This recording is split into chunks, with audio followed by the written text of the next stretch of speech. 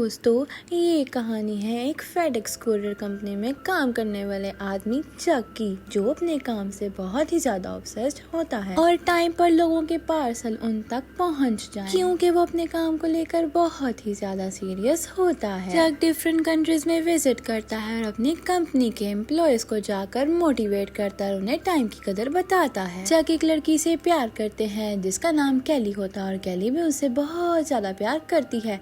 इनका बहुत लंबे अरसे से रिलेशन चल रहा होता है, मगर चक की मसरूफियात की वजह से आज तक इनकी शादी नहीं हो सकी। क्रिसमस आ रहा होता है और चक को आउट ऑफ कंट्री जाना होता है, क्योंकि उसे फेडेक्स कंपनी का बहुत ही ज्यादा जरूरी काम होता है और वो कैली को कहता है कि न्यू ईयर ईव से पहले वो वापस आ जाएगा। कैली चक को जाने से मना करती है, मगर चक उसको किसी न किसी तरीके से मना लेता है। जाने से पहले दोनों एक दूसरे को क्रिसमस का गिफ्ट देते हैं। कैली चक को एक वॉच देती है जिसमें उसकी पिक्चर भी लगी होती है। चक जाता है, प्लेन उड़ ही रहा होता है कि जैसे ही पैसिफिक ओशन आता है उनका प्लेन वहाँ किसी खराबी की वजह से क्रैश हो जाता है। प्लेन में बस 4 ही लोग होते हैं, क्योंकि ये कंपनी का प्राइवेट प्लेन होता है, बाकी सारे कुरियर्स होते हैं। प्लेन ओशन में गिर के क्रैश हो जाता है। उस प्लेन में सिर्फ एक ही आदमी बचता है जो कि चक होता है। चक एक एयरपोर्ट पर बैठता है, मगर समुद्र का तूफान उसे अपने साथ खींच कर आगे ले जाता है। जब सुबह चक की आंख खुलती है तो वो देखता है एक आइलैंड पे होता है। आइलैंड पर जाकर दूर दूर तक देखने पर भी उसके अलावा कोई इंसान वहाँ पर मौजूद नहीं होता। चक वहाँ पर बहुत आवाजें लगाता है, मगर फिर भी कोई नहीं आता। चक मिट्टी पर हेल्प लिख देता है ताकि ऊपर से गुजरने वाला कोई भी प्लेन देखकर उसकी हेल्प करने के लिए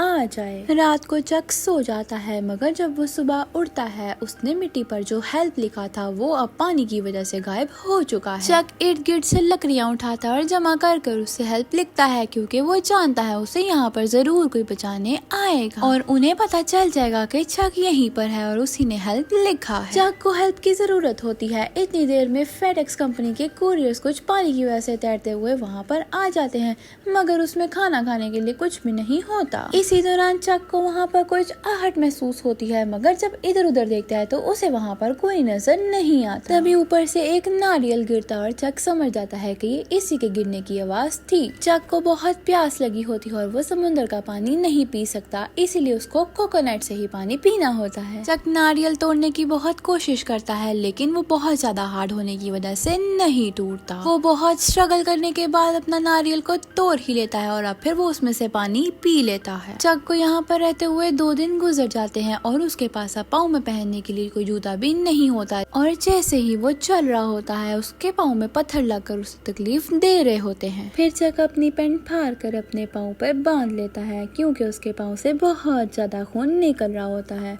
और वो दूर एक बहुत ऊंची चोटी देखता है और वो चाहता है कि उस चोटी पर जाकर सारा जायजा ले और हिसाब लगाए कि कहाँ पे कौन सी जगह मौजूद है। जब वो उस चोटी पर जाता है तो उसे पानी में कुछ नजर आता है। वो वापस आता है तो देखता है कि ये उसी के प्लेन चलाने वाले किसी पायलट की डेड बॉडी होती है और उस बॉडी को देखकर चक बहुत ही ज्यादा उदास हो जाता है और रोना शुरू कर देता है। चक उसे दफनाने लगता है और दफनाने से पहले उसके जूते और उसके पास एक टॉर्च होती है, पकड़ के अपने पास रख लेता है। चक को इस आइलैंड पे बहुत ही टाइम गुजर गया है और अब वो इस आइलैंड पे रहना सीख रहा है। साथ में वो अपनी भूख मिटाने के लिए समुद्र की मछलियों को मारना भी सीख रहा होता है। एक रात उसको पानी में शिप नजर आती है तो वो उसे देखकर बहुत ज्यादा खुश हो जाता है। वो बहुत ज्यादा आवाजें लगाता है, मगर दूर होने की वजह से उसकी आवाज वहाँ तक नहीं पहुँच पाती। फिर वो टॉर्च से भी इशारा करता है, मगर इतनी दूर टॉर्च की लाइट जाना भी नामुमकिन है। अगली सुबह वो फैसला करता है कि जिस एयरपोर्ट पे वो इस बीच पर आया था उसी एयरपोर्ट पर बैठ के वो इस बीच से चला जाएगा, क्योंकि अब ये मालूम हो चुका है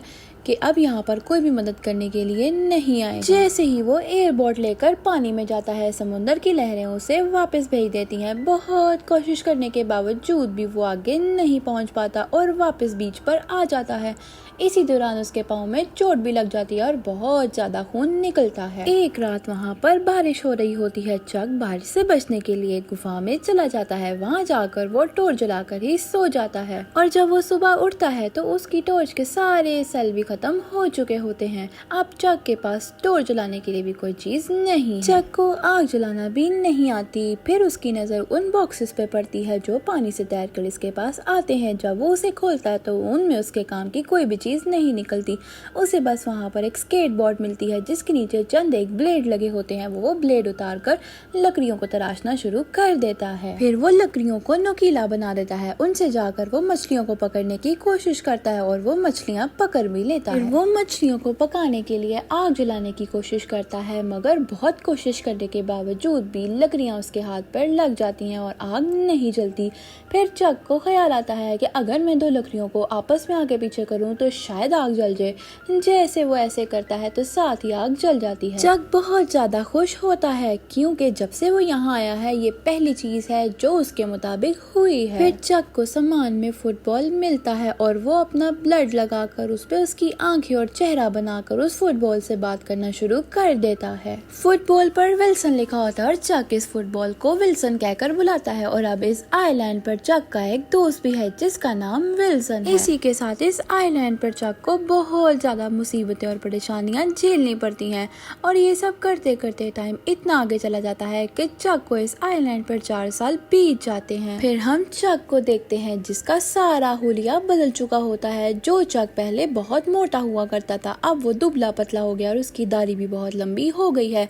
और चक पूरे 4 सालों में इस आइलैंड पर रहना भी बिल्कुल अच्छे तरीके से सीख चुका है। चक की विल्सन के साथ भी दोस्ती बहुत गहरी हो जाती है। चक मछलियों को पकड़ने भी एक्सपर्ट हो जाता है। वो दूर से ही तीर मारता है और साथ ही मछली निशाने पर आ जाती है। एक दिन चक बैठा होता है तो उसे एक आवाज आती है। वो देखता है तो वहाँ पर स्टील की एक शीट होती है। वो शीट को देखता है और सोचता है कि वो इसके जरिए पानी में जा सकता है, क्योंकि आज तक चक ने जितनी भी कोशिशें की हैं समुंदर की लहरों की वजह से वो वापस आ जाता है और उसकी सारी कोशिशें नाकाम हो जाती हैं। यही वजह है जिसकी वजह से वो 4 सालों से इस आइलैंड से बाहर नहीं जा सकता। फिर चक अपने पास के कुछ नारियल के दरख्तों को तोड़कर एक बोट बनाता है जो कि बहुत मुश्किल काम था, लेकिन वो किसी न किसी तरीके से बोट को बना ही लेता। और फिर वो फैसला करता है कि जैसे हवा की डायरेक्शन बदलेगी वो यहाँ से निकल जाएगा। वो उस स्टील की शीट को भी बोट में यूज करता है हवा के लिए। अब टाइम आ गया है कि हवा ने अपना रुख बदला है और चक वहाँ से निकल जाता है और साथ में वो अपने दोस्त विल्सन को भी अपनी बोट में रखता है। किसी न किसी तरीके से चक कुछ लहरें पार कर कर आगे चला जाता है जिसे वो बहुत ही ज्यादा खुश होता है। मगर आसानी अभी नहीं हुई क्योंकि समुंदर आगे बहुत ही गहरा होता है और चक ये नहीं जानता कि जमीन कब मिलेगी और कब वो यहाँ से बाहर निकलेगा। उस आइलैंड से निकलने के बाद चक के दिल में एक उम्मीद होती है कि शायद वो अपने घर पहुँच सकता है, मगर ये सफर बिल्कुल भी आसान नहीं होगा। चक इस समुंदर में बारिशों का, तूफान का और हर चीज का सामना करता है जिससे उसे बहुत ही मुश्किल होती है। खाने के लिए तो समुंदर से वो मछलियाँ पकड़ लेता है और उसने कुछ नारियल रखे होते हैं जिनमें वो बारिश का पानी जमा कर कर पीता है। तभी चक के साथ एक हादसा होता है जो चक को तोड़ के रख देता है। उसका दोस्त विल्सन बोट से नीचे गिर जाता है और जब चक को ये पता चलता है तब तक विल्सन उससे बहुत दूर चला जाता है। चक बोट से छलांग लगाकर विल्सन को लेने जाता है मगर वो उस तक नहीं पहुंच पाता।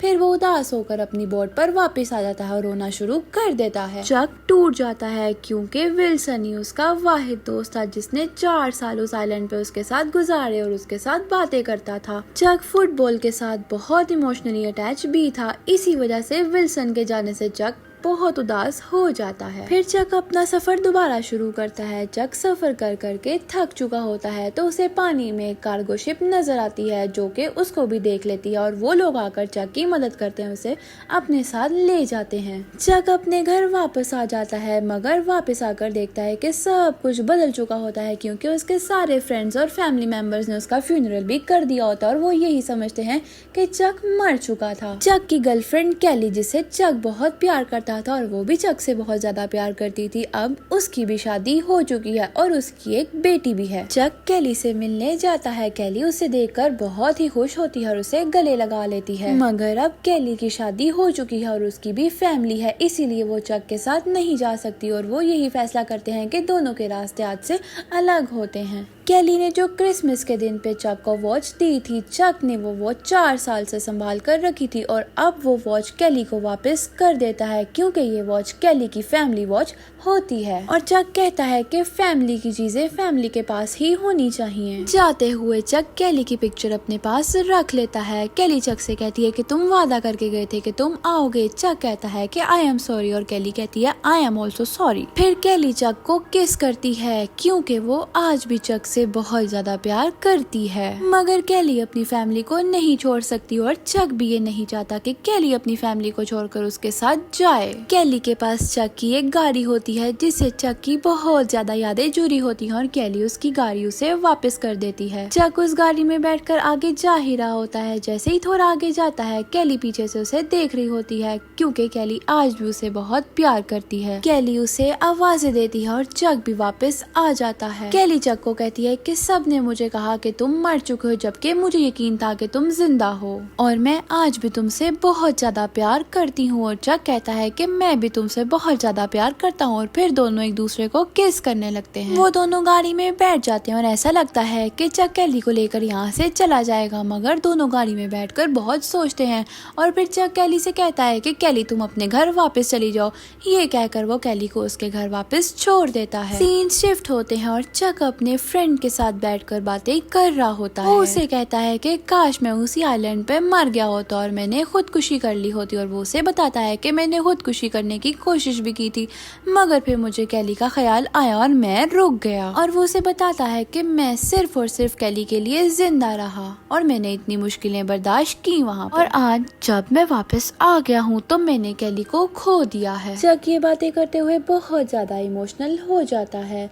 मगर दोस्तों ये तो एक जिंदगी है, ये कौन सा किसी के जाने से रुक जाती है। इसी तरह चक भी अब आगे बढ़ने की कोशिश करता है। फिर हमें दिखाया जाता है कि चक के पास एक पार्सल है जो कि उस आइलैंड पे लास्ट पार्सल था जो उसके पास बच गया था और उसने उसे नहीं ओपन किया था और उसने यही सोचा था कि अगर वो यहाँ से बच गया तो ये खुद जाकर पार्सल डिलीवर करेगा क्योंकि वो अपने काम में बहुत ज्यादा रिस्पॉन्सिबल होता है। और कहीं ना कहीं उसके 4 साल आइलैंड पे रहने की वजह ये भी थी कि उसमें सेंस ऑफ ह्यूमर बहुत ज्यादा होता और वो वहाँ पर सरवाइव कर गया था। जब वापस आता है तो उस पार्सल को खुद डिलीवर करने जाता है। उस पार्सल पे 2 विंग्स बने होते हैं एंजल्स के विंग्स की तरह। चक उसे डिलीवर करने जाता है तो जहाँ वो डिलीवर करता है उस घर में कोई नहीं होता और चक उस पार्सल को वहीं रख के वहाँ से वापस आ जाता है। चक एक रोड पर जाता है तो वो वहाँ पर सोचने लग जाता है कि अब वो कहाँ जाए क्योंकि चक बिल्कुल अकेला हो चुका था। तभी वहाँ पर एक लड़की आती है जो चक को देखकर कहती है कि शायद तुम खो गए हो और चक को बाहर निकलकर रास्ता बताना शुरू हो जाती है जहाँ पे 4 रास्ते होते हैं और वो उसे बताती है कि कौन सा रास्ता किस तरफ जाता है। ये कहकर वो लड़की वहाँ से चली जाती है। जब वो लड़की जा रही होती है तो चक उसकी गाड़ी के पीछे देखता है वही विंग्स बने होते हैं जो पार्सल के ऊपर बने होते हैं और वो लड़की वहीं जा रही होती है जहाँ से चक अभी पार्सल डिलीवर करके आ रहा होता है। और जब ये मूवी स्टार्ट होती है तो हमें यही घर दिखाया जाता है जिसके ऊपर डिक एंड बेटीना लिखा होता है, मगर आज जब चक वहाँ जाता है तो खाली बेटीना लिखा होता है और चक ये देखकर सोचता है कि इस लड़की ने भी अपना पार्टनर खो दिया और ये भी अकेली है और मैं भी अकेला हूँ। ये देखकर चक के दिल में एक उम्मीद जागती है कि शायद वो दोनों अपनी जिंदगी कंटिन्यू कर सकें। फिर वहाँ पे खड़े होकर चक चारों रास्ते देख रहा होता है कि वो कहाँ जाए और फिर वो उसी रास्ते में चला जाता है जहाँ वो लड़की जा रही थी। दोस्तों इसी के साथ हमारी मूवी का एंड होता है। आप सबको ये मूवी कैसी लगी है हमें कमेंट्स में जरूर बताइएगा। Thanks for watching.